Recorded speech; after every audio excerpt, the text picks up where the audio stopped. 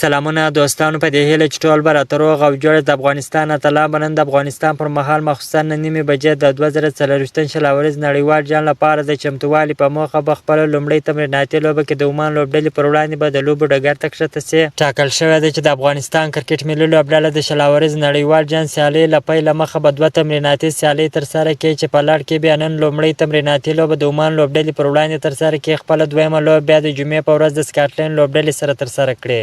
د افغانستان کرکټ ملي لوبډله که د عمان پر وړاندې د دغه 11 کسیزه سکواډ سره ولاړ سي نو ډېره زبردسته په زړه پورې لوبډله به په پیل کې رحمان الله ګربز، ابراهیم ځدران، اسحاق رحیمي، نجیب الله ځدران، ګلبدین نایب، عظمت الله عمرزی، محمد نبی، عیسی خیل، راشد خان ارمان، مجیب رحمان، نوین الحق، فضل حق فاروقي شامل دي. خدای دې وکړي چې د افغانستان کرکټ ملي لوبډله لومړۍ تمریناتي لوبه کې عمان لوبډلې ته ماته ورکړي. که تاسو هم غواړئ د کرکټ په اړه باندې تازه او مهمو معلومات څخه ځان خبر کړئ نو زموږ پیج سره فالو، چینل در سره سبسکرایب کړئ. د نورو تازه معلوماتو لپاره هم موږ سره اوسئ.